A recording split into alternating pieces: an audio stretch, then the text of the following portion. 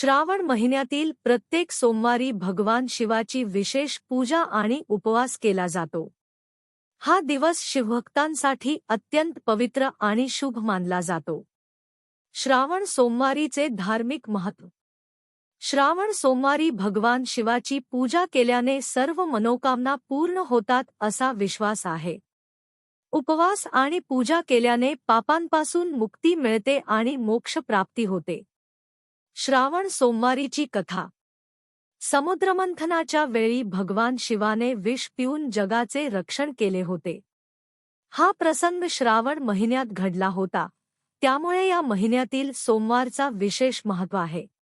पार्वती देवीने भगवान शिवाला पती म्हणून मिळवण्यासाठी श्रावण सोमवारी उपवास केला होता। श्रावण सोमवारीची पूजा विधी। प्रातःकाळी स्नान करून शुद्ध वस्त्रे धारण करावीत। शिवमंदिरात जाऊन शिवलिंगावर जलाभिषेक करावा। बेलपत्र, दूध, घी, मध, तूप, फळे आणि फुलांनी शिवाची पूजा करावी। नमः शिवाय या मंत्राचा जप करावा। शिवपुराण किंवा अन्य धार्मिक ग्रंथांचे वाचन करावे। उपवासाचे नियम। उपवासाच्या दिवशी एकदाच फळाहार किंवा उपवासाचे अन्न ग्रहण करावे।